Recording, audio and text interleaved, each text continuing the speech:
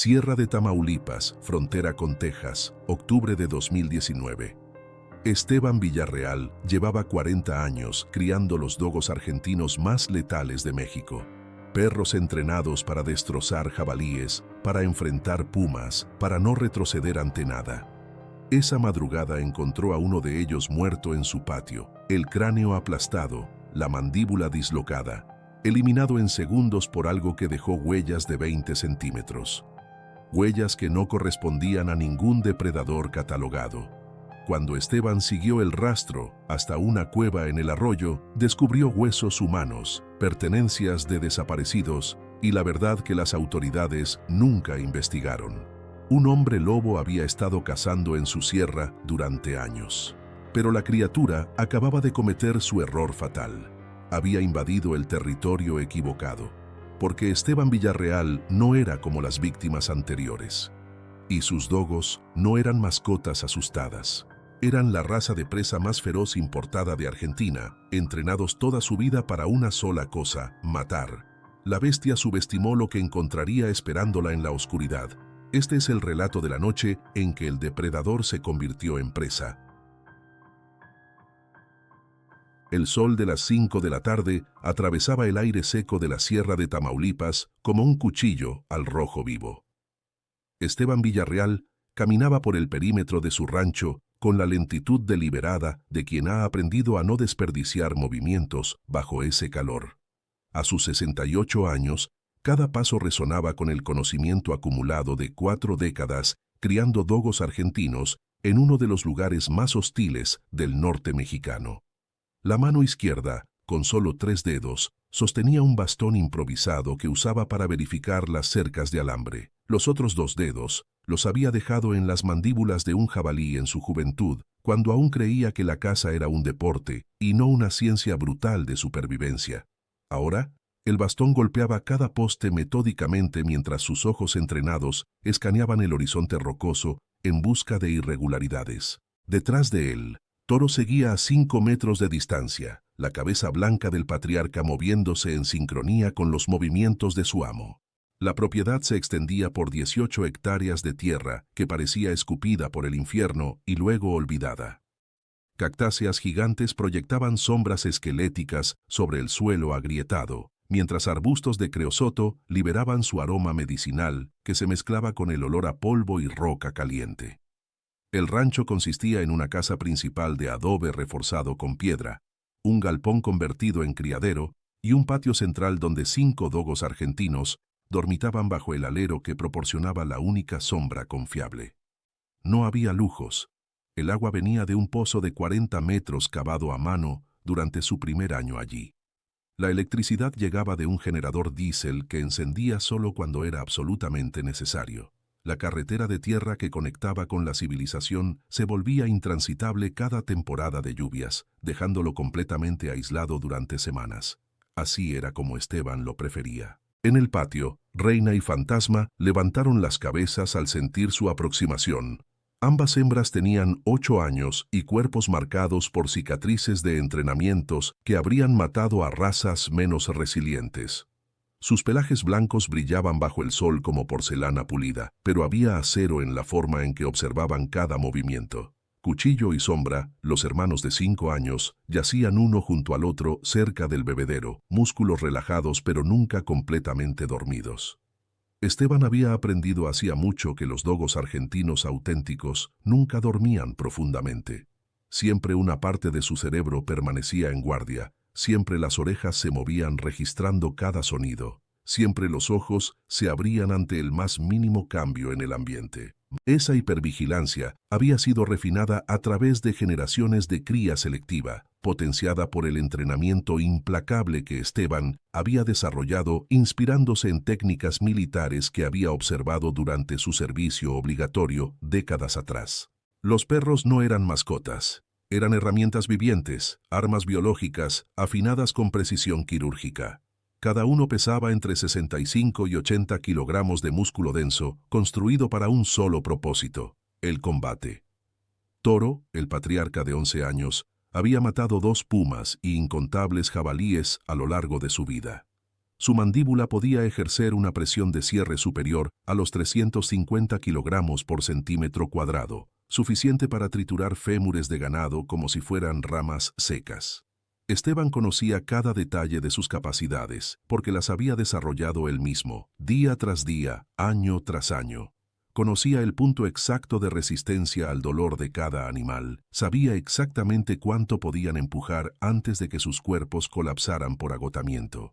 Conocía sus temperamentos individuales, la agresividad calculada de Toro, la ferocidad maternal de Reina, la eficiencia silenciosa de Fantasma, la explosividad de Cuchillo, la paciencia táctica de Sombra. Dentro de la casa, una Remington 870 calibre 12 descansaba en su soporte sobre la chimenea. Esteban la miraba cada vez que pasaba, pero raramente la tocaba. La última vez que había disparado había sido 6 meses atrás, para ahuyentar coyotes que se habían acercado demasiado al gallinero. 3 disparos al aire y los animales habían huido. No porque la escopeta los asustara particularmente, sino porque los 5 dogos habían salido como exhalaciones del patio, transformándose instantáneamente de estatuas dormidas a proyectiles de músculo y furia. Los coyotes habían entendido el mensaje. Este territorio pertenecía a depredadores superiores. Para Esteban, la escopeta era un respaldo. Sus verdaderas armas dormían bajo el sol, respiraban el aire seco, marcaban el perímetro con orina que advertía a cualquier intruso sobre la presencia de la matila. Confiaba más en Toro que en cualquier calibre. El entrenamiento había comenzado cuando los cachorros tenían apenas 8 semanas. Nada de juegos suaves o socialización urbana. Esteban los exponía al dolor controlado desde el principio, mordidas en las orejas de sus hermanos, caídas desde alturas calculadas, privación temporal de comida para enseñarles que la supervivencia requería esfuerzo. A los 6 meses, comenzaba el condicionamiento de obediencia absoluta. Un silbido significaba detención inmediata. 2 silbidos, ataque coordinado. 3, retirada. No había espacio para desobediencia. Un dogo que no respondía instantáneamente era un dogo inútil, y Esteban no criaba inutilidades. A los 12 meses introducía presas vivas, jabalíes jóvenes traídos de las montañas, atados pero capaces de defenderse. Los perros aprendían que toda presa luchaba, que todo combate implicaba dolor, que la victoria requería resistencia. A los 2 años, un dogo de Esteban podía enfrentar un jabalí adulto de 100 kilos y salir victorioso. El rancho había sido su refugio durante 12 años, desde que Teresa murió. Cáncer de páncreas que la había consumido en 4 meses, tan rápido que Esteban apenas había procesado el diagnóstico antes de estar cavando su tumba en el pequeño cementerio familiar junto a la cerca norte. Después del entierro, había vendido su camioneta nueva, había cortado comunicación con los pocos familiares que le quedaban en Monterrey y se había encerrado en la sierra con sus dogos. La soledad no era castigo, era claridad. Sin las distracciones de la civilización, podía enfocarse completamente en la cría, en el perfeccionamiento de cada generación. Toro era hijo de capitán, que había sido hijo de guerrero, que había sido importado directamente de Argentina con pedigrí verificado y linaje rastreable hasta los perros de caza de Antonio Nores Martínez. Esa pureza genética era el orgullo de Esteban, su legado tangible en un mundo que olvidaría su nombre semanas después de su muerte. Mientras el sol comenzaba su descenso, Esteban llenó los bebederos de metal con agua fresca del pozo. Los dogos se acercaron uno por uno, bebiendo con lenguas rosadas que lamían el agua con eficiencia mecánica. Observó cómo Toro bebía primero, estableciendo jerarquía sin necesidad de gruñidos o confrontación. Luego Reina, seguida por Fantasma. Los hermanos esperaban su turno al final, como correspondía a los más jóvenes de la matila. Esta estructura social no era accidental. Esteban la había reforzado durante años, premiando el orden, castigando la disrupción. Una matila organizada era una matila efectiva. Una matila caótica era una debilidad esperando ser explotada. En la sierra, las debilidades se pagaban con sangre. La temperatura comenzó a caer con la velocidad brutal característica del desierto. En 2 horas pasaría de 38 grados a menos de 10. Esteban entró a la casa y encendió la estufa de leña. El fuego proyectaba sombras danzantes en las paredes de adobe mientras preparaba su cena. Frijoles refritos, tortillas de maíz, un pedazo de cecina seca. Comía mirando por la ventana hacia el patio, donde los dogos comenzaban a instalarse para la noche. Toro eligió su posición habitual junto a la puerta principal, bloqueando el acceso con su cuerpo masivo. Reina y Fantasma se acomodaron flanqueando el patio, creando un triángulo de vigilancia. Cuchillo y Sombra tomaron posiciones cerca de la cerca perimetral, sus cabezas orientadas hacia la oscuridad creciente del desierto. No había necesidad de órdenes. Después de años de convivencia, los perros conocían el protocolo nocturno tan bien como Esteban conocía la ubicación de cada roca en su propiedad. La noche cayó como un martillo. Las estrellas explotaron en el cielo despejado con una intensidad que nunca existía en las ciudades. El silencio era absoluto, roto solo ocasionalmente por el aullido distante de coyotes que mantenían respetuosamente su distancia del rancho. Esteban se sentó en el porche con una taza de café negro, escuchando los sonidos familiares de su territorio, el crujido de ramas secas cuando el viento movía los arbustos, el canto metálico de grillos escondidos entre las rocas, la respiración profunda de Toro a 3 metros de distancia. Este era su mundo, pequeño y controlado, donde cada variable era conocida y cada amenaza podía ser clasificada y neutralizada. Había vivido 40 años en este equilibrio, 40 años sin sorpresas que sus dogos y su experiencia no pudieran manejar. El frío cortaba ahora como navaja, pero Esteban no se movió del porche. Simplemente observaba la oscuridad, confiando en que 5 pares de ojos vigilaban lo que él no podía ver. Octubre de 2019 marcaba el inicio de la temporada seca. Los meses siguientes serían de calor extremo durante el día y frío punzante por las noches, sin una gota de lluvia para suavizar la tierra. Era el período que Esteban prefería. Sin barro, las huellas de intrusos eran más visibles. Sin vegetación excesiva, las líneas de visión permanecían despejadas. Los rancheros locales de las propiedades más cercanas, a kilómetros de distancia, todavía compartían historias sobre el nahual de Miquihuana cuando se reunían en el pueblo los domingos. Hablaban de una criatura mitológica huasteca que podía transformarse de humano a animal, que cazaba en la sierra y desaparecía sin rastro. Esteban había escuchado esas historias desde niño y siempre las había descartado como supersticiones de viejos borrachos que necesitaban explicaciones dramáticas para fenómenos ordinarios. Pumas vistos desde ángulos extraños, sombras distorsionadas por el calor del desierto, imaginación alimentada por mezcal y soledad. Los verdaderos peligros de la sierra eran tangibles y catalogables.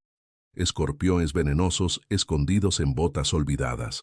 Insolación que convertía el cerebro en gelatina en menos de 2 horas. Serpientes de cascabel que se camuflaban perfectamente entre rocas del mismo color. Y por supuesto, los traficantes que cruzaban regularmente la frontera a solo 30 kilómetros al norte, hombres desesperados con armas automáticas que no dudarían en matar a cualquier testigo. Contra todas estas amenazas, Esteban tenía protocolos. Revisaba sus botas cada mañana. Nunca salía sin sombrero y agua entre las 10 y las 4 de la tarde. Caminaba haciendo ruido para advertir a las serpientes. Y si veía movimiento sospechoso en el horizonte, simplemente se quedaba dentro hasta que pasara. Los narcos no tenían interés en un viejo con perros. No representaba amenaza ni oportunidad. La sierra era lo suficientemente vasta para que todos coexistieran sin conflicto, siempre y cuando cada uno respetara el espacio del otro. La primera señal llegó con el silencio. Esteban despertó a las 3 de la madrugada sin razón aparente, el cuerpo tenso antes de que su mente consciente procesara qué lo había sacado del sueño. Se quedó inmóvil en el catre, respirando por la nariz, escuchando. El generador estaba apagado, como siempre durante la noche para conservar combustible. La oscuridad en la habitación era total, sin luna esa noche para filtrar luz a través de la ventana pequeña. Pero no era la oscuridad lo que estaba mal, era la ausencia de sonido. Los grillos habían dejado de cantar. Los coyotes no aullaban en la distancia. Y lo más perturbador, ninguno de sus dogos estaba haciendo ruido. Ni ladridos de alerta, ni gruñidos territoriales, ni siquiera el sonido de patas moviéndose en el patio. Silencio absoluto, como si el desierto entero estuviera conteniendo la respiración. Esteban se levantó con los movimientos económicos de quien ha aprendido a no desperdiciar energía. Sus pies descalzos tocaron el piso de tierra compactada, frío como hielo. Se vistió en la oscuridad. Pantalones de mezclilla gruesa, camisa de franela, botas que primero sacudió vigorosamente boca abajo, esperando el ruido de algún alacrán cayendo. Nada. Tomó la linterna de mano del clavo junto a la puerta, una Maglite pesada de metal que también servía como arma contundente si era necesario. El peso familiar en su mano derecha lo tranquilizó mínimamente. Abrió la puerta principal con cuidado, esperando que Toro estuviera en su posición habitual, bloqueando el acceso. Pero el patriarca no estaba allí. La adrenalina comenzó a bombear en el sistema de Esteban, un sabor metálico inundando su boca. En 11 años, Toro nunca había abandonado su puesto nocturno. Nunca. Encendió la linterna. El haz de luz cortó la oscuridad, revelando el patio vacío. No, no vacío. Esteban avanzó 3 pasos y entonces lo vio. Cuchillo yacía en el centro del patio, cerca del bebedero de metal. Incluso desde 5 metros de distancia, incluso en la luz irregular de la linterna, Esteban supo que el dogo estaba muerto. La posición del cuerpo era incorrecta, torcida en un ángulo que ningún animal vivo adoptaría. Se acercó despacio, la linterna temblando ligeramente en su mano. No era miedo, se dijo a sí mismo, era la temperatura, el frío de octubre haciendo temblar sus músculos, pero sabía que era mentira. Cuando el haz de luz iluminó completamente el cadáver de Cuchillo, algo frío y antiguo se instaló en el estómago de Esteban, algo que no había sentido desde la guerra contra el jabalí que le costó 2 dedos. El cráneo del dogo estaba destrozado, no había otra palabra. La cabeza masiva, construida para absorber impactos de presas peleando por sus vidas, estaba colapsada en el lado izquierdo. El hueso había cedido hacia adentro, creando una depresión irregular del tamaño de un puño humano. Sangre oscura, casi negra bajo la luz de la linterna, había formado un charco que se extendía 30 centímetros alrededor de la cabeza. La mandíbula colgaba en un ángulo imposible, completamente dislocada, sostenida solo por tejido blando. Cuando Esteban se arrodilló junto al cuerpo, notó que el cuello también estaba roto. Podía ver la forma antinatural en que la columna cervical se curvaba, vértebras desplazadas bajo la piel. 75 kilogramos de músculo y hueso, diseñados para el combate, eliminados con violencia tan extrema que parecía excesiva incluso para un depredador natural. Esteban extendió su mano mutilada y tocó el pelaje de Cuchillo, todavía tibio. La muerte era reciente, quizás 30 minutos, tal vez menos. Examinó el cuerpo buscando otras heridas. Encontró laceraciones menores en el lomo, cortes superficiales que habían sangrado, pero no lo suficiente para ser letales. Marcas de garras, concluyó. Pero no era allí donde había muerto el dogo. La herida fatal era el cráneo, un impacto único de fuerza monstruosa. Esteban había visto cráneos de jabalí aplastados por caídas desde riscos, había visto huesos de venado triturados por mordidas de puma, había visto el daño que sus propios dogos podían infligir cuando atacaban en coordinación. Esto era diferente. Esto hablaba de fuerza bruta concentrada, de un solo golpe devastador que había terminado el combate antes de que realmente comenzara. Se puso de pie lentamente, las rodillas protestando, y barrió el patio con la linterna. El bebedero estaba volcado, agua mezclándose con la sangre de Cuchillo. Cerca de la cerca oeste, vio movimiento. Apuntó la luz y encontró a Toro. El patriarca estaba de pie, rígido, mirando hacia la oscuridad más allá del alambre. Su ojo derecho estaba hinchado, casi cerrado.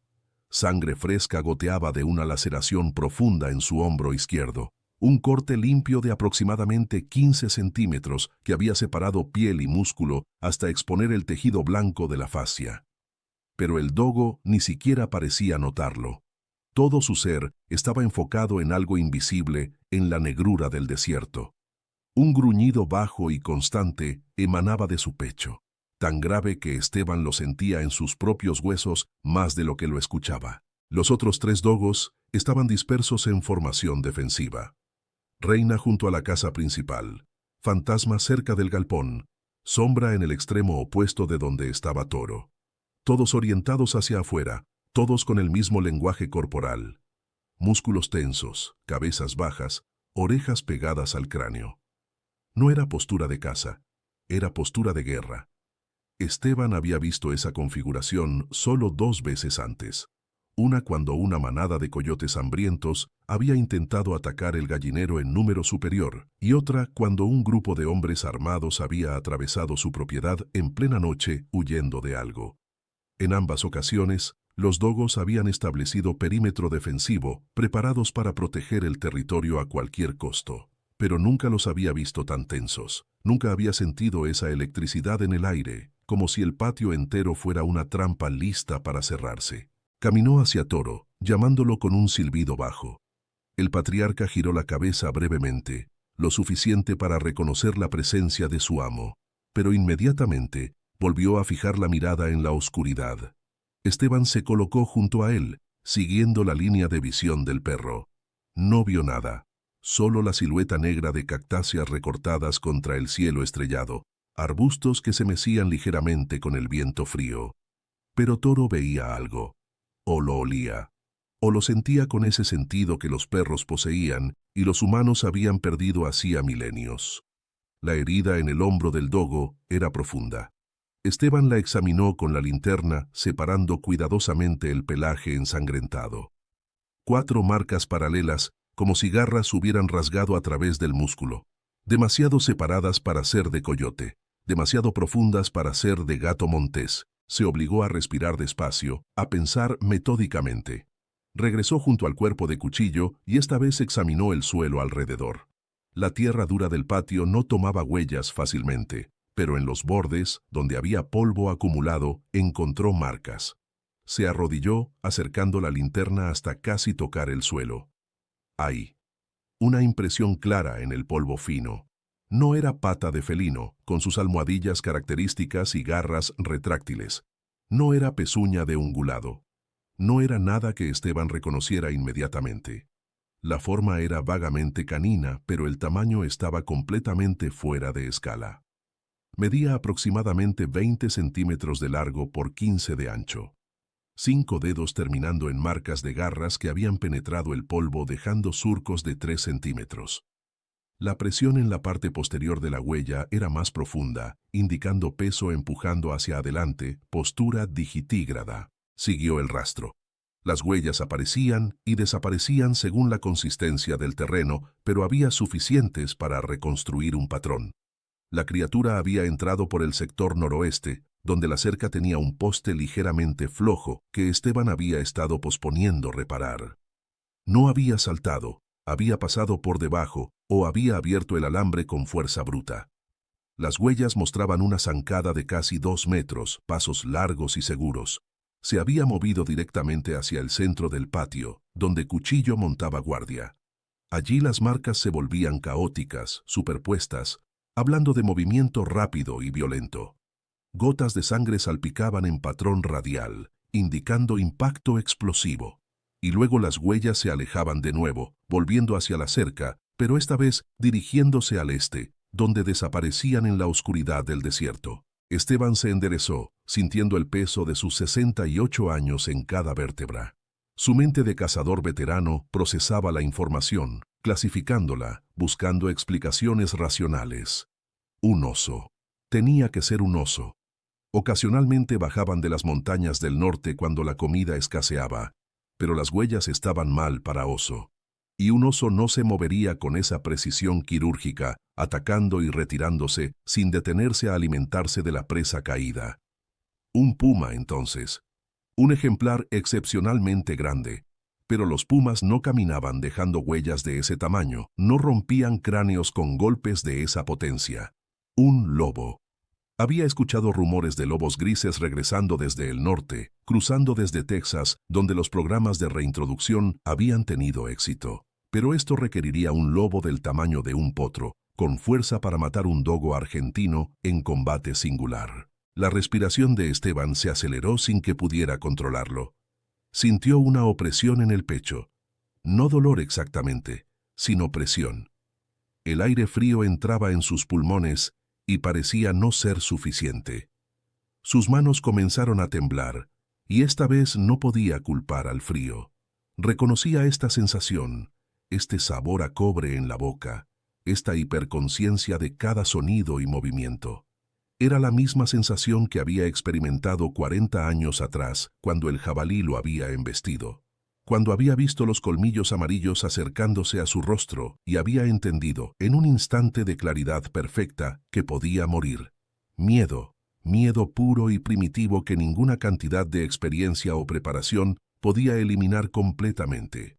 Se forzó a respirar por la nariz, contando hasta 4 en cada inhalación, hasta 6 en cada exhalación. El temblor en sus manos disminuyó gradualmente. Pasó la siguiente hora reforzando el perímetro. Arrastró bidones metálicos vacíos y los colocó en intervalos a lo largo de la cerca, creando un sistema de alarma improvisado que haría ruido si algo volvía a forzar el alambre.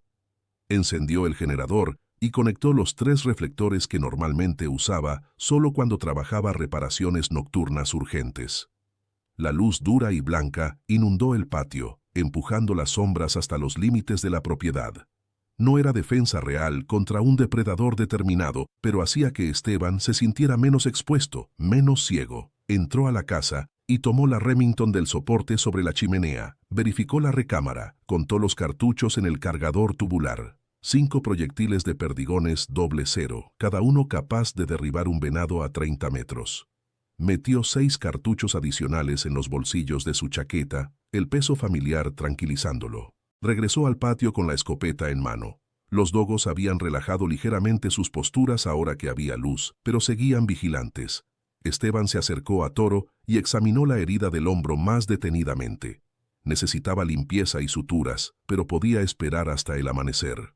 Por ahora, aplicó tintura de yodo directamente en el corte abierto. Toro ni siquiera se estremeció cuando el antiséptico ardió en carne viva. 11 años de entrenamiento habían enseñado al dogo que el dolor era temporal, que la disciplina era eterna. Esteban pasó la mano por la cabeza del patriarca, sintiendo las cicatrices antiguas bajo el pelaje blanco. Este perro había sobrevivido mordidas de jabalí que atravesaron músculo hasta tocar hueso. Había peleado contra un puma adulto y había ganado, perdiendo parte de una oreja pero dejando al felino muerto. Si algo había herido a Toro de esta manera, lo había hecho con violencia extraordinaria. El cielo comenzó a clarear en el horizonte alrededor de las 5:30. El negro absoluto se transformó gradualmente en azul oscuro, luego en violeta, finalmente en naranja enfermizo. Con la luz llegó un alivio mínimo. Esteban podía ver ahora todo el patio, verificar que nada acechaba en los rincones oscuros, pero también podía ver claramente el cadáver de Cuchillo, y la realidad de la pérdida lo golpeó con fuerza renovada. Había criado a ese dogo desde cachorro, había entrenado cada músculo, había moldeado cada instinto. 75 kilogramos de perfección genética y disciplina, eliminados en segundos por algo que Esteban no podía identificar. La rabia comenzó a reemplazar al miedo, un calor que subía desde su estómago y quemaba en su garganta. 40 años criando los mejores dogos de México, 40 años sin perder un solo animal por depredación. Y ahora esto. Cuando el sol finalmente rompió sobre el horizonte, Esteban tomó una decisión. Fuera lo que fuera que había matado a Cuchillo, no se saldría con la suya. No habría rendición, no habría huida. Este era su territorio, protegido por la matilla más letal que jamás había criado. Y si algo desafiaba ese orden, sería cazado y destruido. No llamaría a autoridades. Para cuando la policía rural llegara desde el pueblo, pasarían días. Para cuando enviaran algún oficial de fauna silvestre desde la capital, pasarían semanas. Y en ese tiempo, lo que fuera que había hecho esto, volvería a atacar. Esteban conocía los patrones de los depredadores. Una vez que encontraban presa fácil, regresaban. El rancho había sido marcado. La única pregunta era cuándo volvería la criatura. Y cuando lo hiciera, Esteban estaría esperando con 4 dogos sedientos de venganza y una escopeta cargada. Arrastró el cuerpo de Cuchillo hasta el cobertizo, envolviéndolo en lona para protegerlo de los opilotes que ya comenzaban a circular en lo alto. Enterrarlo requeriría cavar en tierra dura como concreto, trabajo de varias horas que no podía permitirse mientras la amenaza seguía activa. El funeral esperaría, la supervivencia era lo primero. Limpió la sangre del patio con cubetas de agua del pozo, fregando la tierra hasta que el olor metálico disminuyó. No quería dar a la criatura el olor de victoria, el aroma de presa muerta marcando el territorio. Revisó cada sección de la cerca metódicamente, reforzando los puntos débiles con alambre adicional. Sus manos trabajaban en automático, mientras su mente procesaba escenarios.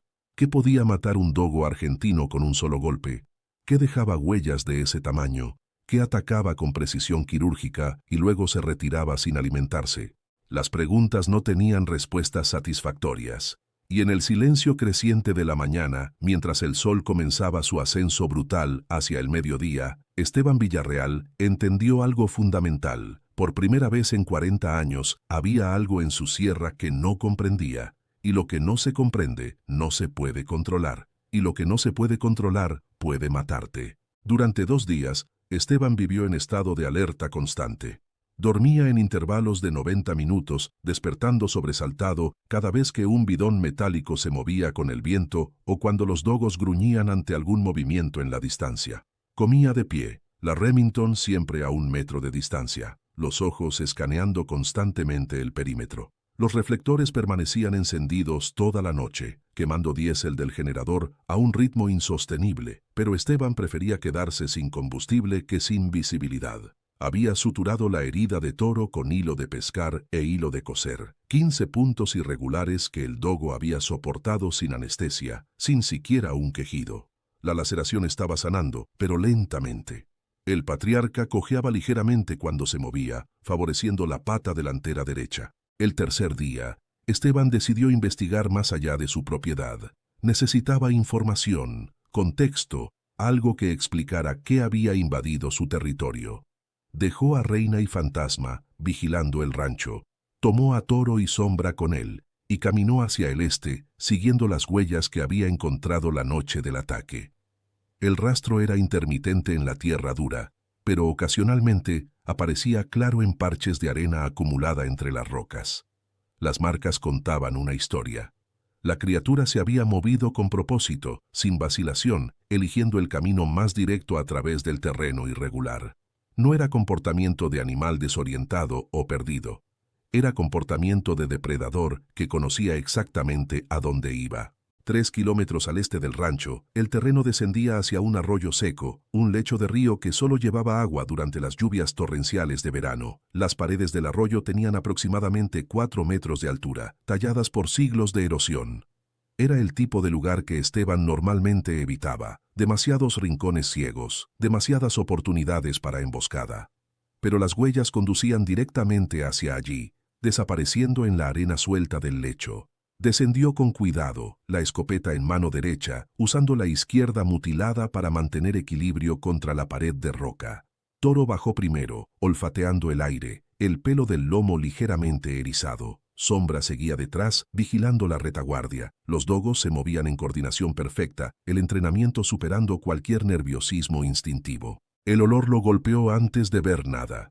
Era acre y orgánico, una mezcla de almizcle animal, carne podrida y algo más que Esteban no podía identificar, algo que hacía que su estómago se revolviera.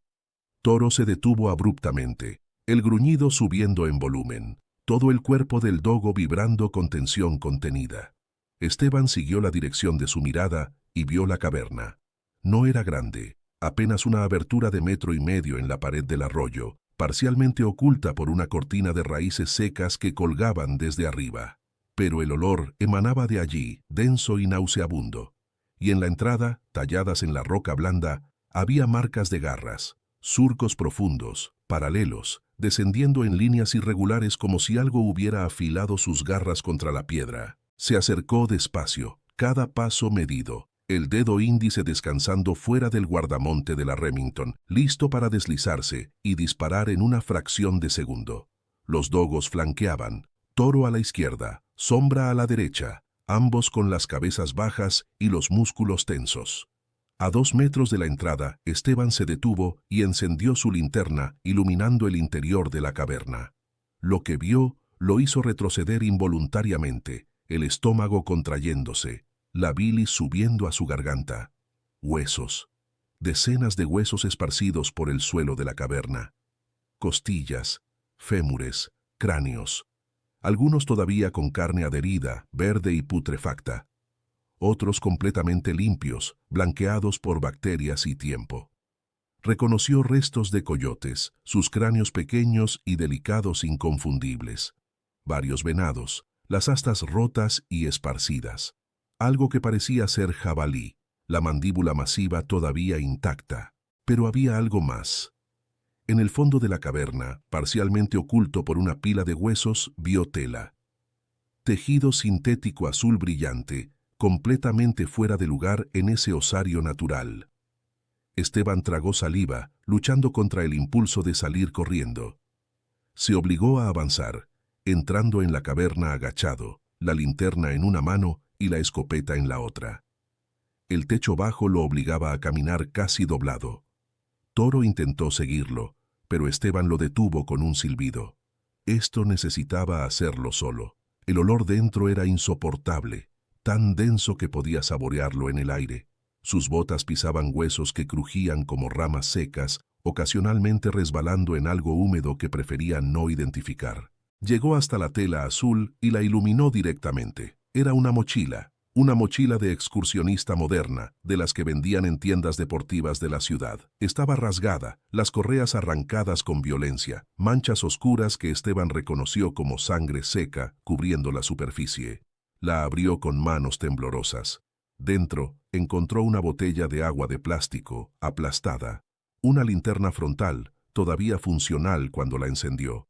Un mapa turístico de la Sierra de Tamaulipas, doblado y marcado con círculos en tinta roja, y en el bolsillo frontal, una identificación oficial. La sacó, limpiando el polvo con el pulgar. El rostro de un hombre joven le devolvió la mirada desde la fotografía. 20 y tantos años, sonrisa confiada, cabello corto. El nombre decía Miguel Ángel Soto Hernández. La dirección era de Monterrey, la fecha de emisión, abril de 2018. Las manos de Esteban temblaban mientras sostenía la identificación. Esto no era evidencia de depredación animal ordinaria. Esto era homicidio. O algo peor. Barrió el resto de la caverna con la linterna, buscando más evidencia humana. Encontró fragmentos de ropa. Un pedazo de camisa de franela, tan desgarrado que era imposible determinar el tamaño original. Un zapato deportivo de marca, la suela casi completamente arrancada del cuerpo del zapato. Y en la esquina más alejada, parcialmente enterrado bajo huesos de venado, vio algo que hizo que su respiración se detuviera. Un cráneo humano. El hueso frontal estaba fracturado, una línea de quiebre que lo dividía casi por la mitad. Los dientes superiores faltaban, arrancados con violencia. La mandíbula estaba dislocada, colgando en ángulo imposible. Exactamente como el cráneo de cuchillo. Esteban retrocedió tan rápido que tropezó con su propia mochila, cayendo de espaldas sobre la pila de huesos. El crujido resonó en la caverna pequeña. Toro ladró afuera, un ladrido corto y urgente de advertencia. Esteban se puso de pie, el corazón martillando en su pecho, los pulmones luchando por aire en el espacio confinado y apestoso. Salió de la caverna casi gateando, emergiendo a la luz del sol del arroyo como ahogado buscando superficie. Aspiró aire fresco en bocanadas profundas, las manos apoyadas en las rodillas, la cabeza dando vueltas. Los dogos se acercaron, presionando sus cuerpos contra sus piernas, ofreciendo consuelo instintivo. Esteban se dejó caer al suelo, la espalda contra la pared del arroyo, tratando de procesar lo que había visto. Un muerto, al menos uno confirmado, probablemente más, considerando la cantidad de pertenencias humanas esparcidas en esa guarida. ¿Cuánto tiempo había estado esa criatura cazando en su sierra? ¿Cuántas personas habían desaparecido sin que nadie conectara los puntos? La región era vasta, aislada. Gente desaparecía todo el tiempo. Migrantes cruzando hacia el norte, narcotraficantes eliminados por cárteles rivales, excursionistas mal preparados que se perdían y morían de exposición. Las autoridades raramente investigaban a fondo. Los cuerpos que se encontraban eran catalogados, procesados si había presión mediática, olvidados si no la había.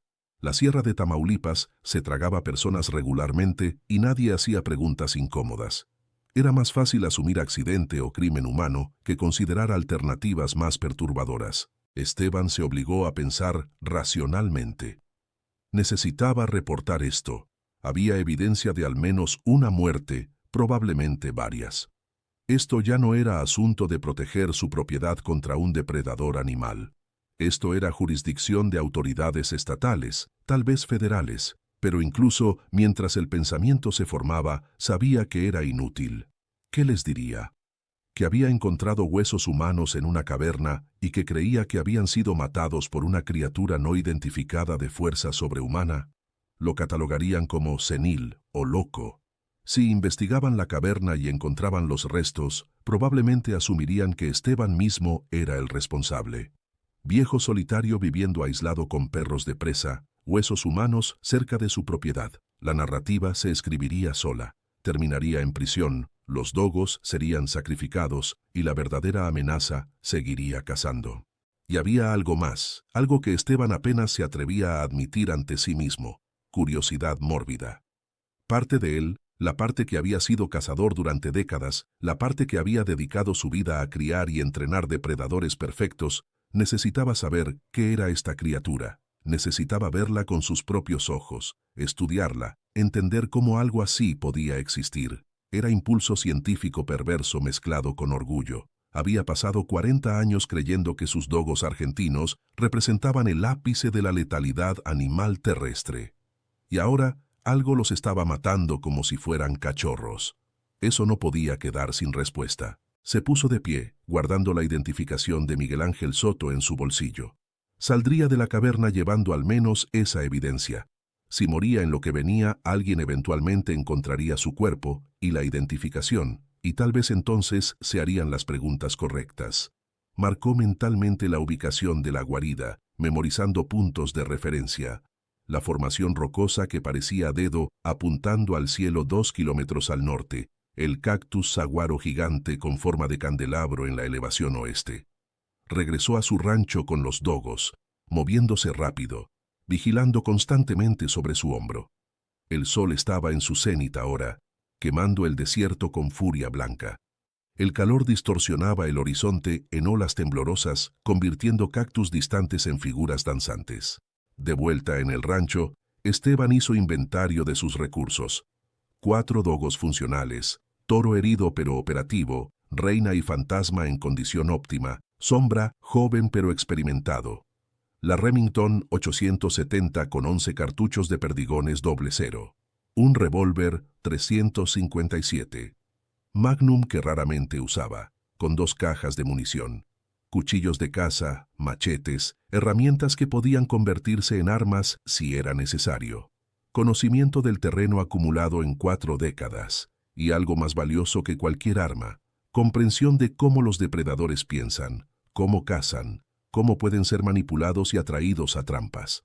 Si la criatura había establecido ese arroyo como guarida, regresaría allí eventualmente, y si había matado en su rancho, probablemente volvería, atraída por el olor de los dogos, por la memoria de presa fácil. Esa noche, Esteban no encendió los reflectores. Necesitaba que la criatura se sintiera segura, que creyera que el rancho había bajado la guardia.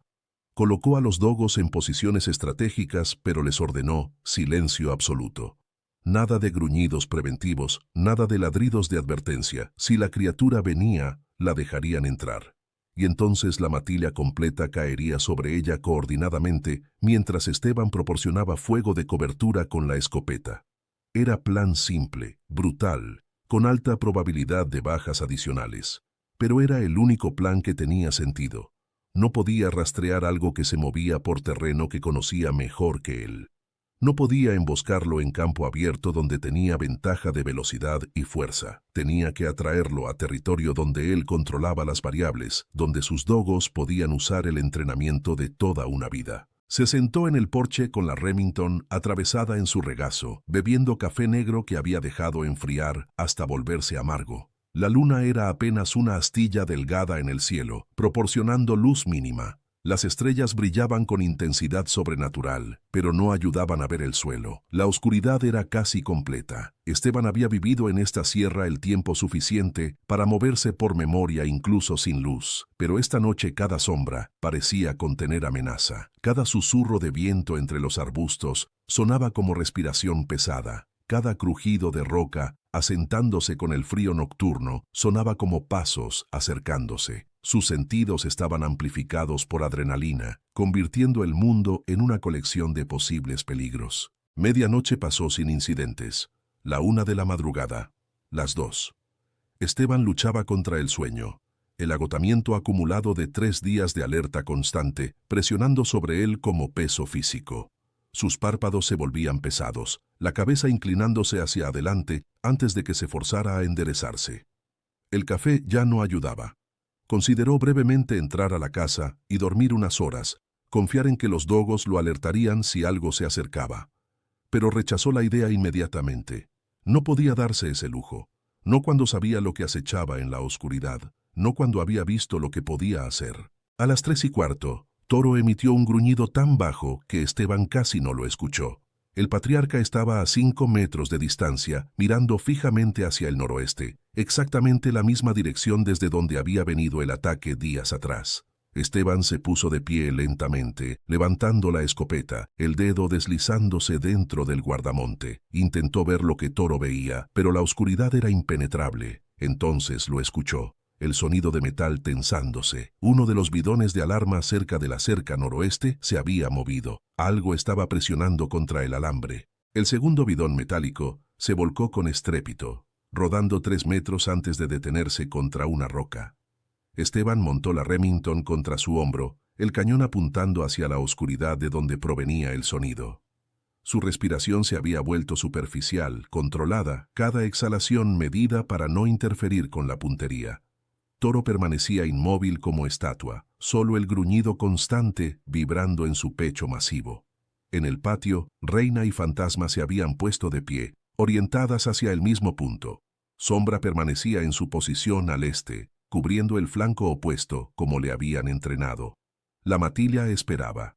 Esteban esperaba, y algo en la oscuridad también esperaba, calculando, estudiando el terreno como había hecho durante generaciones cazando en esta sierra.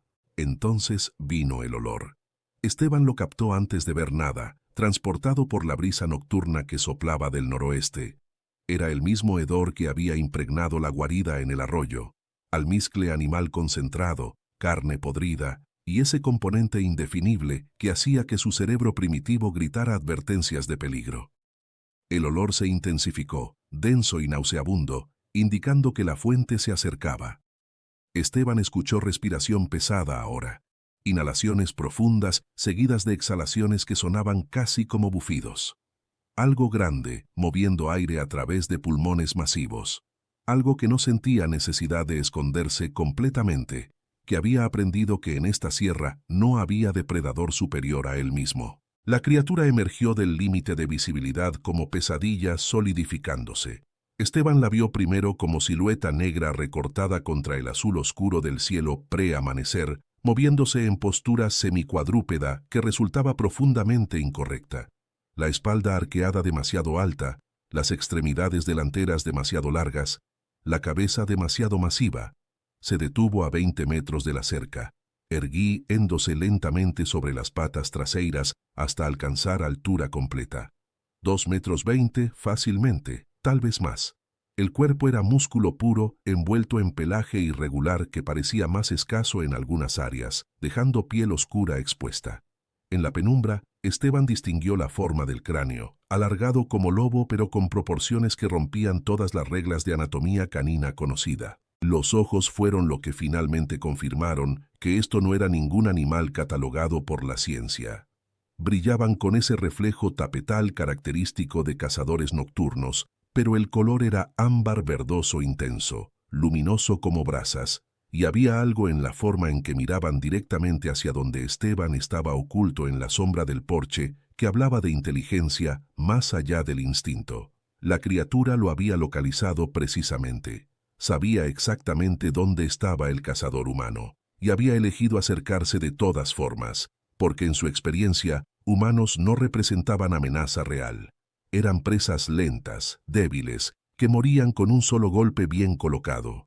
Lo que esta criatura no había calculado, lo que su instinto ancestral no había preparado, era la matilla de dogos argentinos esperando en la oscuridad. Esteban silbó, un solo tono agudo, cortando el silencio nocturno como navaja. Fue la señal que los dogos habían esperado durante 3 días de tensión acumulada. Toro lanzó el primer ataque, explosionando desde su posición estática a velocidad máxima en 2 zancadas. 72 kilogramos de músculo y furia atravesando el patio como proyectil blanco. La criatura giró hacia él, sorprendentemente rápida para su tamaño, pero Reina ya venía desde el flanco izquierdo, Fantasma desde el derecho. Ataque coordinado en tridente, exactamente como Esteban los había entrenado para cazar jabalíes. Golpear desde múltiples ángulos simultáneamente, no dar a la presa tiempo para defenderse, saturar su capacidad de respuesta. Sombra permanecía en reserva, esperando el momento óptimo para entrar en la pelea. Toro alcanzó a la criatura primero, saltando hacia la garganta como le habían entrenado toda su vida. Sus mandíbulas se cerraron en el cuello masivo, caninos perforando pelaje y piel, buscando la yugular.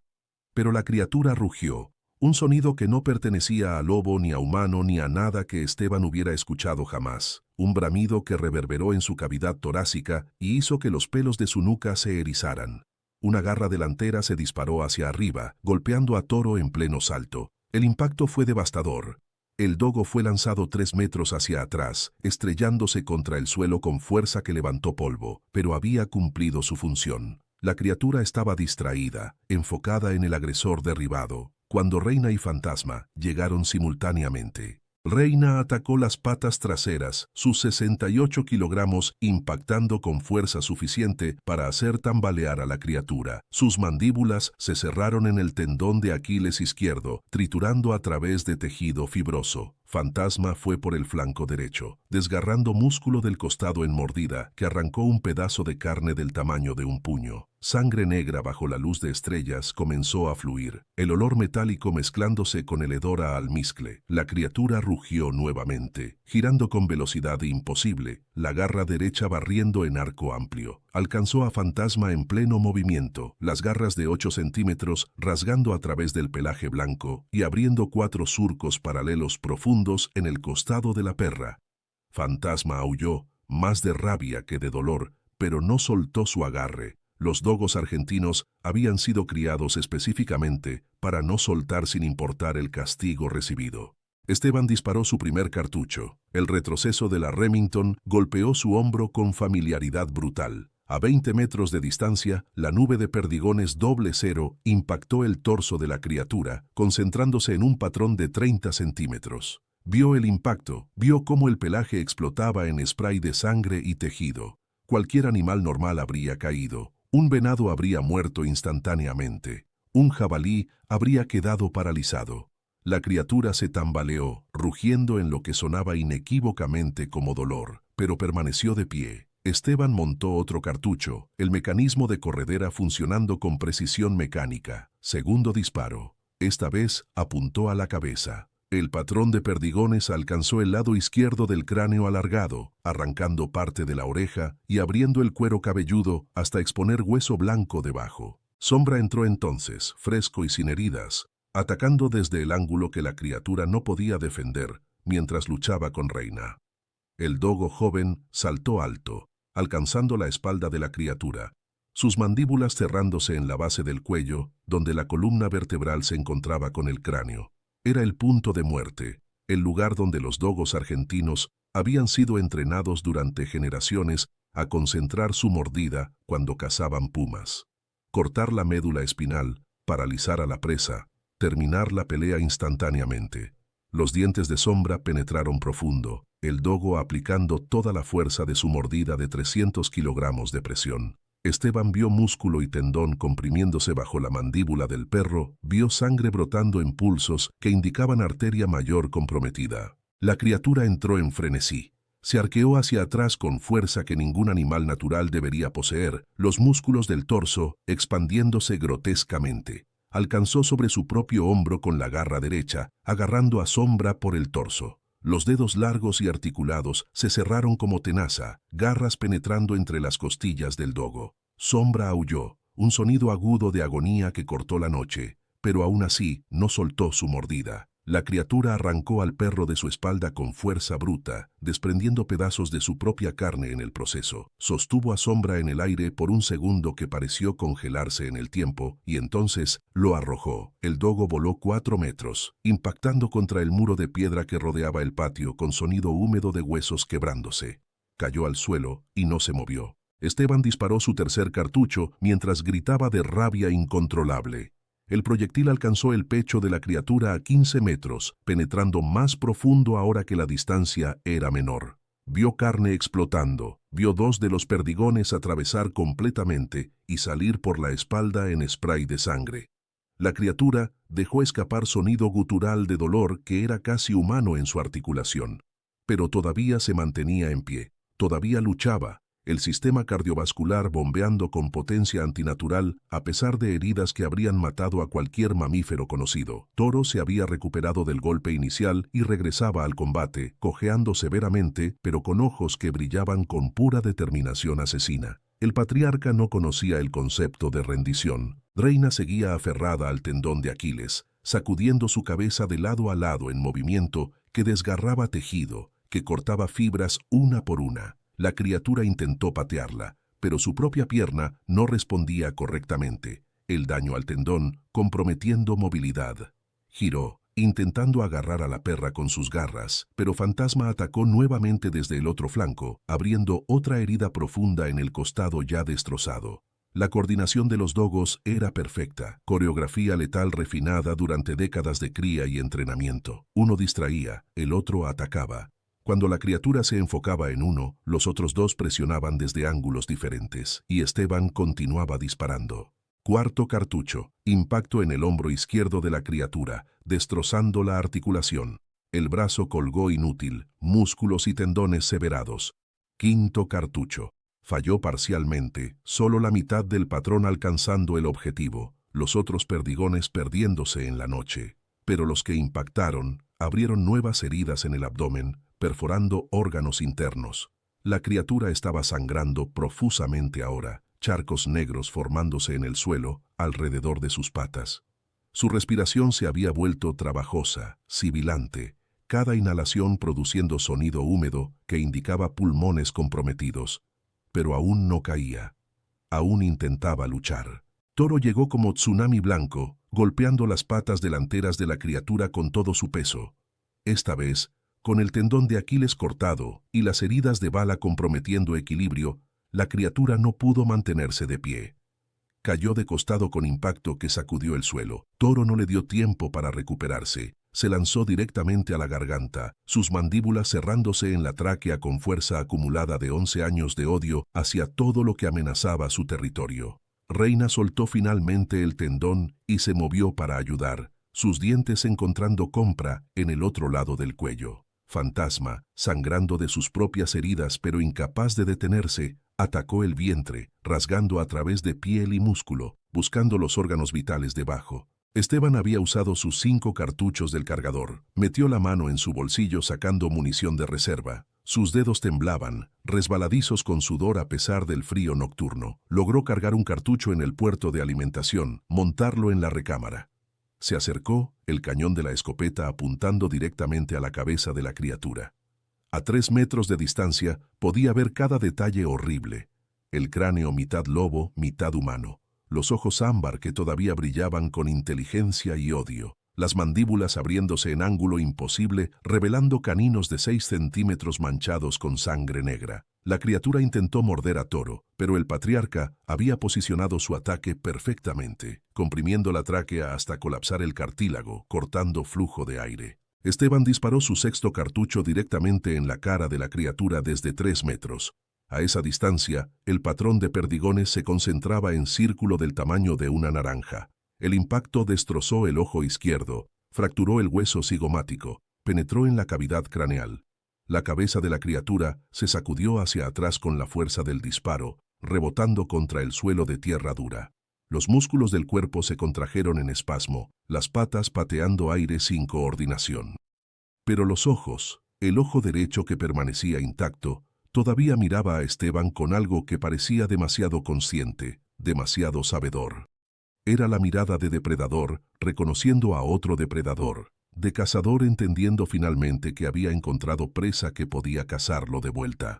Toro apretó su mandíbula con fuerza final. Esteban escuchó el sonido de tráquea colapsando completamente, el crujido de cartílago quebrándose. La criatura se estremeció, todo el cuerpo convulsionando una vez, 2 veces. La pata trasera derecha pateó con fuerza suficiente para abrir un surco de 10 centímetros en la tierra.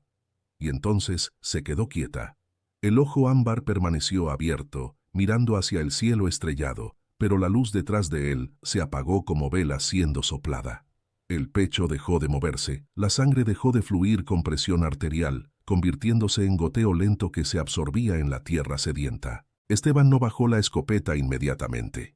Había cazado suficientes animales peligrosos para saber que la muerte no siempre era instantánea, que músculos podían contraerse en espasmos post-mortem, que un depredador moribundo podía lanzar último ataque desesperado. Esperó 30 segundos, 1 minuto, 2 minutos. La criatura no se movió. Toro finalmente soltó su agarre en la garganta, retrocediendo 3 pasos, todo el hocico pintado de rojo oscuro casi negro. Reina y Fantasma también se retiraron, ambas perras cojeando, ambas sangrando de múltiples heridas. El silencio que cayó sobre el patio era absoluto, roto solo por la respiración trabajosa de los dogos y el sonido de sangre goteando. Esteban se acercó al cadáver lentamente, manteniendo la Remington apuntada hacia la cabeza. Con la punta de su bota, empujó el costado de la criatura. Carne muerta, sin resistencia, sin reacción. Estaba muerto. Realmente muerto. Dejó escapar aliento que no sabía que había estado conteniendo. Una exhalación larga y temblorosa que llevaba consigo 3 días de tensión acumulada. Las piernas casi cedieron debajo de él. Se forzó a permanecer de pie, a mantener compostura. No había tiempo para colapso. Tenía 3 dogos heridos que necesitaban atención médica inmediata. Y tenía que decidir qué hacer con el cadáver de 2,20 metros de imposibilidad biológica sangrando en su patio. Se arrodilló junto a Sombra primero.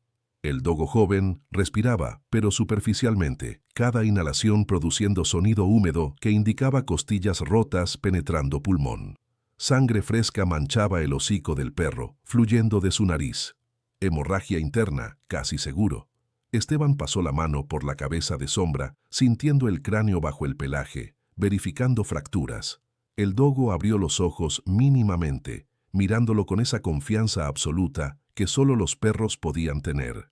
Confianza de que su humano arreglaría esto, de que el dolor era temporal, de que todo estaría bien.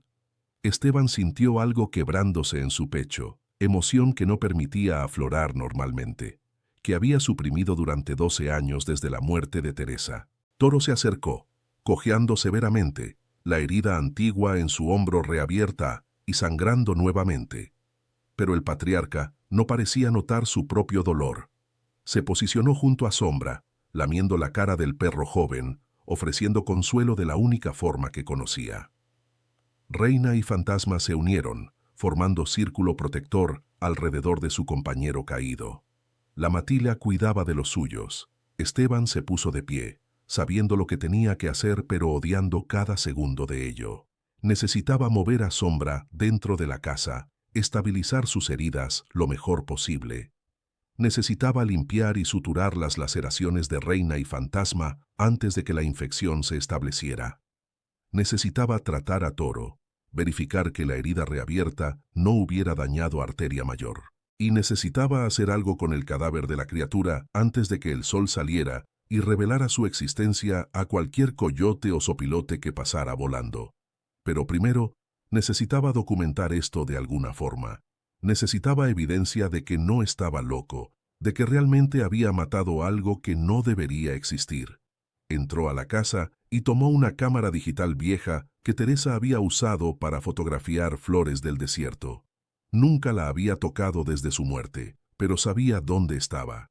Regresó al patio y comenzó a fotografiar el cadáver desde todos los ángulos, las garras de 8 centímetros, el cráneo deformado, los caninos imposibles, las proporciones que rompían toda anatomía conocida. Cada foto era registro silencioso de imposibilidad hecha carne y hueso. Cuando terminó, miró el horizonte. El azul oscuro comenzaba a aclararse hacia violeta en el este. Tenía tal vez 40 minutos antes del amanecer completo. Suficiente tiempo para atender a los dogos, no suficiente para disponer del cadáver apropiadamente. Tendría que esperar.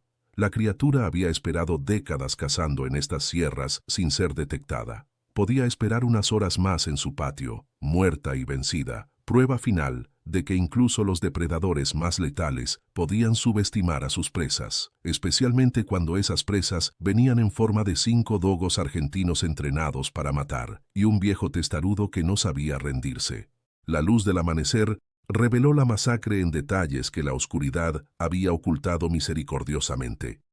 El patio estaba pintado con sangre, charcos negros y viscosos que ya atraían moscas, salpicaduras en las paredes de adobe, rastros de arrastre donde los dogos heridos se habían movido.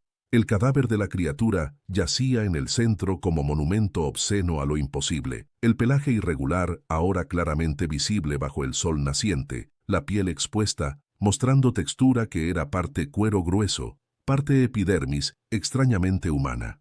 Esteban había pasado las últimas 2 horas trabajando en sus perros con manos que temblaban por agotamiento, pero permanecían firmes por necesidad.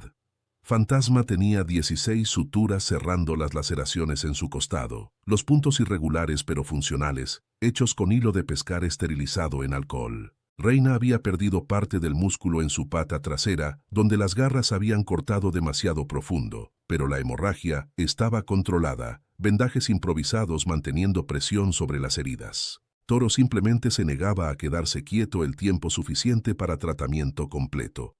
El patriarca había permitido que Esteban limpiara y vendara su hombro reabierto, pero después de eso había regresado a su posición de guardia junto a la puerta, vigilando el perímetro como si la amenaza aún existiera. 11 años de entrenamiento no se apagaban porque una batalla hubiera terminado. El dogo permanecía alerta, preparado, los ojos escaneando constantemente el horizonte. Solo la forma en que favorecía su pata delantera derecha revelaba la magnitud de su dolor. Sombra era el que más preocupaba a Esteban. El perro joven estaba consciente pero inmóvil en un catre improvisado dentro de la casa, cada respiración superficial y cuidadosa para minimizar el movimiento de costillas fracturadas. Esteban había palpado su abdomen, buscando signos de hemorragia interna masiva. Había inflamación, rigidez, pero no la distensión característica que indicaría sangrado catastrófico. Posiblemente el dogo sobreviviría si la infección no se establecía, si los pulmones dañados sanaban sin colapso completo. Esteban se sentó en el porche con una taza de café que se había enfriado hacía 1 hora, mirando el cadáver que necesitaba resolver. 2,20 metros de anomalía biológica que la ciencia probablemente nunca catalogaría, porque él no tenía intención de reportarla. ¿A quién llamaría? ¿La policía rural que tardaba 3 horas en responder a llamadas de emergencia reales? ¿Agentes de fauna silvestre que descartarían sus fotos como fraude, como lobo común distorsionado por ángulo de cámara? Universidades que exigirían acceso completo a su propiedad, que traerían equipos de investigación que perturbarían su aislamiento, que eventualmente decidirían que el viejo loco había matado a alguna especie protegida y lo procesarían? No. Esto se quedaría aquí, en su sierra, enterrado donde nadie, excepto él, sabría la verdad. Pero primero necesitaba entender qué había matado. Se puso de pie, las articulaciones protestando después de una noche sin descanso real, y se acercó al cadáver.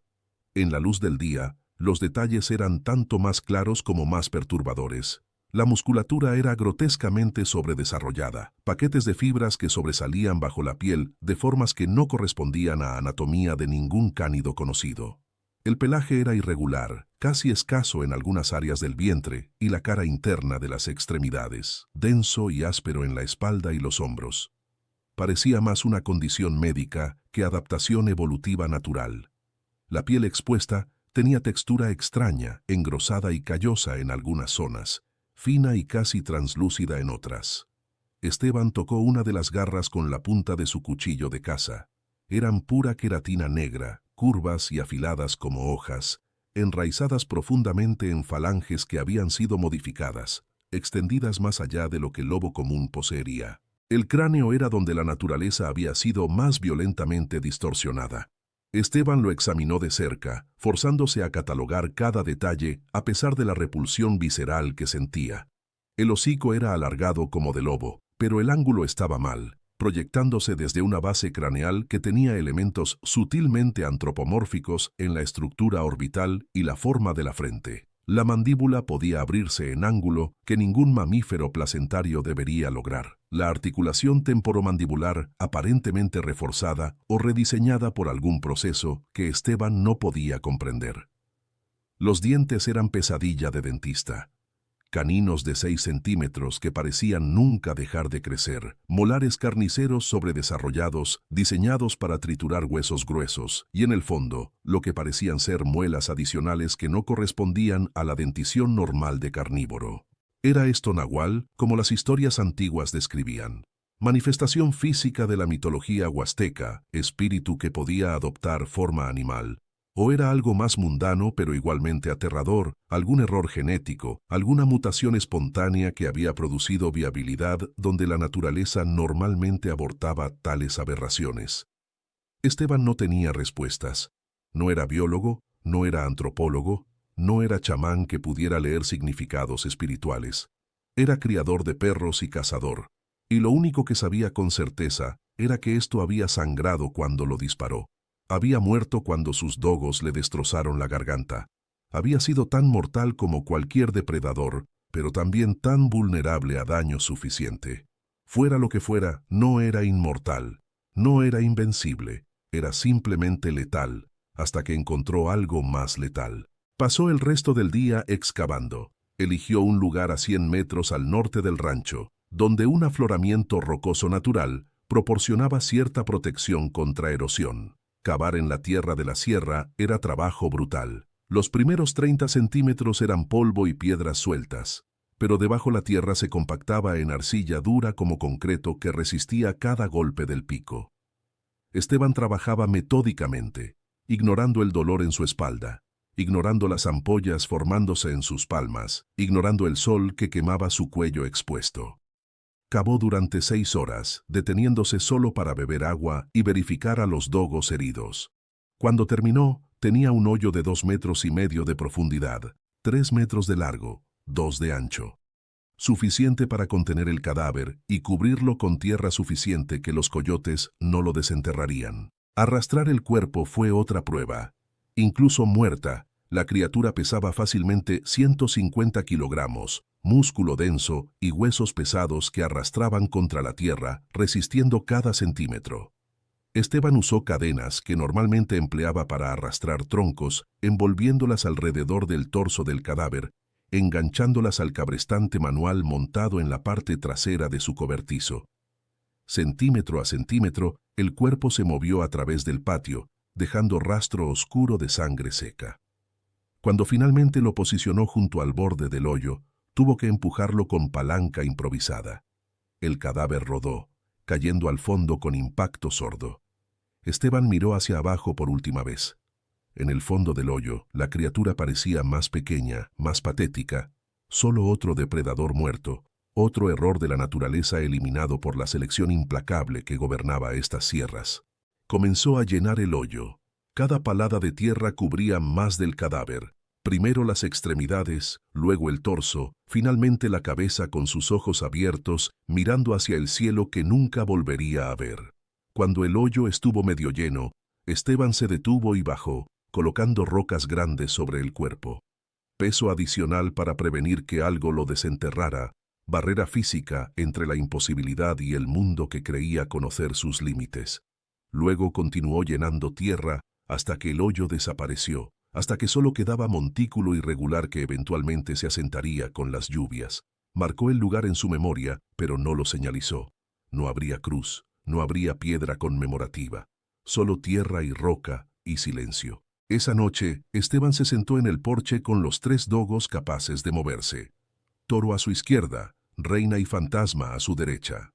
Sombra permanecía dentro, su respiración finalmente estabilizándose, el peligro inmediato pasado, pero la recuperación completa aún incierta. Las estrellas explotaban en el cielo con la misma indiferencia de siempre. La sierra se extendía en todas direcciones, vasta y oscura, guardando quién sabía cuántos otros secretos en sus barrancos y cuevas. Esteban pensó en la guarida que había encontrado, en los huesos acumulados durante quién sabía cuántos años. Pensó en Miguel Ángel Soto Hernández, cuya identificación aún estaba en su bolsillo, cuya familia probablemente seguía esperando noticias. Pensó en cuántas otras personas habían desaparecido en estas montañas, clasificadas como accidentes o víctimas de narcos, cuando la verdad era más antigua y más simple. Habían sido cazadas. Debería reportar la guarida. Dar a las familias el cierre de saber qué había pasado con sus desaparecidos. Pero si lo hacía, vendría la investigación. Vendrían preguntas que no podía responder sin sonar demente. Y eventualmente alguien conectaría los puntos, encontraría las fotos en su cámara, lo procesaría por eliminar especie que quizás era última de su tipo. La burocracia no entendía supervivencia. No entendía que algunas cosas necesitaban morir para que otras pudieran vivir. La sierra tenía sus propias leyes, más antiguas que códigos penales o protecciones ambientales. Esteban había vivido bajo esas leyes por 40 años. No iba a cambiar ahora. La identificación de Miguel Ángel la guardaría. Cuando él muriera, alguien eventualmente limpiaría su casa y la encontraría, y tal vez entonces se harían preguntas. Pero para ese momento, Esteban estaría más allá de consecuencias. Las fotos en la cámara digital las mantendría también, evidencia silenciosa de que había cazado y matado algo que la ciencia no reconocía. Algún día, tal vez décadas en el futuro, alguien las encontraría y tendría que decidir si creía o descartaba. No era problema de Esteban. Su responsabilidad había sido proteger su territorio, proteger su matilla, sobrevivir, y lo había logrado, aunque el costo había sido alto. Cuchillo estaba muerto, Sombra gravemente herido, los otros 3 marcados con cicatrices que llevarían el resto de sus vidas. Pasaron 3 semanas antes de que Sombra pudiera caminar sin cojear. 6 semanas antes de que Esteban sintiera que la matilla había regresado a algo cercano a funcionalidad completa. Durante ese tiempo no hubo más ataques. La sierra volvió a su ritmo normal. Calor durante el día, frío por las noches, coyotes aullando en la distancia, sopilotes dibujando círculos en cielos despejados. Esteban retomó su rutina con ajustes menores. Ahora verificaba el perímetro 2 veces al día en lugar de una. Ahora dormía con la Remington junto al catre en lugar de sobre la chimenea. Ahora prestaba atención a los comportamientos de los dogos con intensidad renovada, buscando señales de alerta que antes podría haber ignorado. La experiencia lo había cambiado de formas que apenas comenzaba a comprender. Había vivido 40 años en estas montañas creyendo que conocía todos sus peligros, que había catalogado cada amenaza, que su experiencia lo hacía inmune a sorpresas. La criatura había destrozado esa ilusión con la misma violencia que había destrozado el cráneo de Cuchillo. Ahora sabía que la sierra guardaba profundidades que nunca sondearía completamente, que su conocimiento era fragmentario, que la confianza absoluta era lujo que no podía permitirse. Era lección humillante para hombre de 68 años, pero también era lección que lo mantendría vivo. El orgullo mataba. La vigilancia preservaba. Algunos días, cuando el calor del mediodía distorsionaba el horizonte en olas temblorosas, Esteban se preguntaba si había sido el único. Si había más criaturas como esa, cazando en otras partes de la sierra, en otras cordilleras de México, en lugares donde la civilización no llegaba y los únicos testigos eran presas que no sobrevivían para contar sus historias. Se preguntaba cuántas desapariciones catalogadas como accidentes o crímenes humanos eran realmente algo más antiguo, más primitivo. Se preguntaba si las historias de nahuales que había descartado como superstición contenían núcleo de verdad distorsionado por generaciones de transmisión oral. No tenía respuestas. Solo tenía certeza de que en su pequeño territorio la amenaza estaba eliminada. Los dogos podían dormir sin vigilancia constante. Él podía cerrar los ojos sin miedo a despertar ante masacre. Pero la paranoia nunca lo abandonó completamente. Cada sonido no identificado en la noche lo hacía alcanzar la escopeta. Cada vez que los dogos gruñían hacia la oscuridad, su corazón se aceleraba antes de que razón afirmara que probablemente era solo coyote o venado. Había matado la criatura, había enterrado el cuerpo, había sobrevivido, pero parte de él permanecería para siempre en ese patio oscuro, mirando ojos ámbar brillando con inteligencia imposible, entendiendo que había depredadores en el mundo, contra los cuales incluso los mejores dogos argentinos eran apenas suficientes.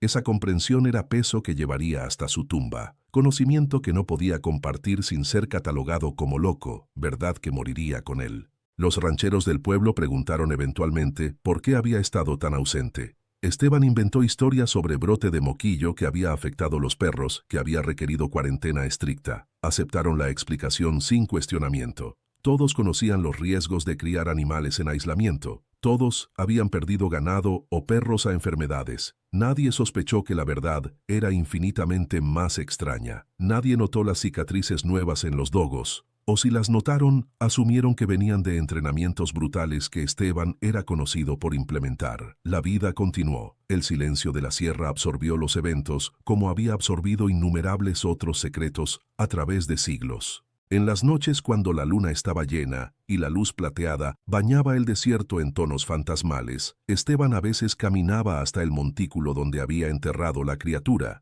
Se paraba allí, fumando cigarrillos que había dejado años atrás, pero había retomado después de la batalla, mirando la tierra que guardaba imposibilidad. Se preguntaba qué historias contaría si pudiera hablar, cuánto tiempo había cazado antes de que él la matara, de dónde había venido originalmente. Se preguntaba si había sido única o si era parte de población que simplemente había aprendido a evitar contacto humano tan efectivamente que la ciencia nunca las documentaría. Las preguntas no tenían respuestas. Solo había tierra y silencio y el peso del conocimiento que algunas verdades eran demasiado perturbadoras para compartir. Una tarde, 3 meses después de la batalla, Esteban estaba reparando cerca cuando vio vehículo acercándose por el camino de tierra. Era raro. Recibía visitantes tal vez 2 veces al año.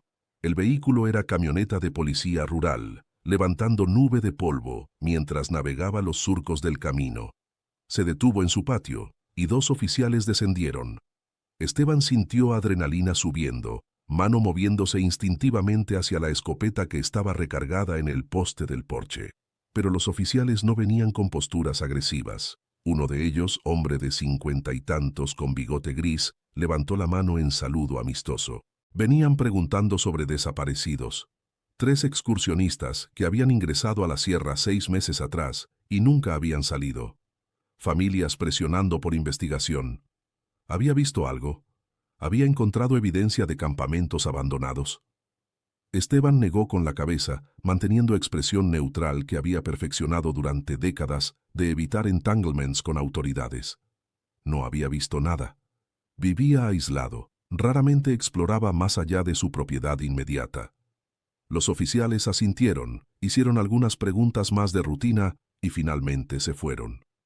Mientras la nube de polvo de su partida se disipaba en la distancia, Esteban pensó en la guarida, en los huesos acumulados, en la identificación de Miguel Ángel aún guardada en su cómoda. Podría haberles dicho, podría haber dado a esas familias respuestas, pero no lo hizo, porque las respuestas habrían traído más preguntas, y las preguntas habrían traído escrutinio, y el escrutinio habría destruido la vida que había construido aquí. Algunas verdades era mejor que permanecieran enterradas, literal y figurativamente. Los muertos estaban muertos. Conocer cómo habían muerto no los traería de vuelta. Y la criatura que los había matado estaba destruida, incapaz de crear más víctimas. En el cálculo brutal de la sierra, eso era justicia suficiente. No la justicia de tribunales o reportes oficiales, sino la justicia más antigua de depredador eliminado, amenaza neutralizada, territorio recuperado. Esteban Villarreal vivió otros 11 años en ese rancho. Murió en su sueño a los 79, con Toro de 22 años echado junto a su catre, el patriarca sobreviviendo a su amo por apenas 3 días antes de seguirlo. Cuando eventualmente descubrieron los cuerpos, encontraron la casa en orden. Armas limpias, suministros organizados, fotografías de Teresa en marco junto a la cama. Encontraron la cámara digital con imágenes que descartaron como Photoshop mal hecho, fraude de viejo solitario con demasiado tiempo libre. Encontraron identificación de Miguel Ángel Soto Hernández, que devolvieron a la familia con nota, diciendo que había sido recuperada en propiedad de difunto, sin más contexto. Encontraron 5 generaciones de registros genealógicos de dogos argentinos, documentación meticulosa de cría que eventualmente terminó en Museo de Historia Canina en Buenos Aires. Pero nunca encontraron el montículo a 100 metros al norte, nunca excavaron la tierra que guardaba 2,20 metros de imposibilidad biológica, nunca conectaron las historias de Nahual que los viejos del pueblo contaban con la realidad que Esteban había enfrentado y destruido. La sierra guardó ese secreto como había guardado miles antes. Y en el silencio perpetuo de esas montañas, donde hombres vivían y morían sin dejar rastro más allá de huesos blanqueados por el sol, la verdad sobre lo que realmente acechaba en la oscuridad permaneció enterrada, conocida solo por tierra indiferente y estrellas que habían presenciado casas mucho más antiguas que memoria humana alcanzara a recordar.